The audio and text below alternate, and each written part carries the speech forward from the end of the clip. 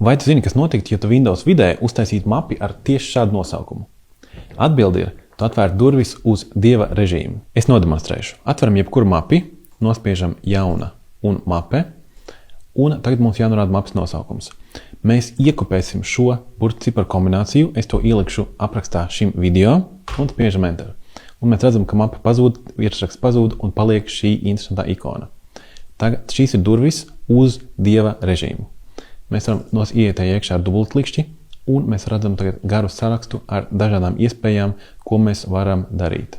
Piemēram, mēs varam pārbaudīt procesoru ātrumu, mēs varam menedžēt attālināto pieeju, mēs varam menedžēt kādas programmas šeit ir, kādi konti datorā šeit ir un daudz ko citu. Tagad apsīsim, kāpēc tas ir iespējams un kas tas īsti ir. 2007. gadā tas pirmo reizi parādījās Windows Vista versijā.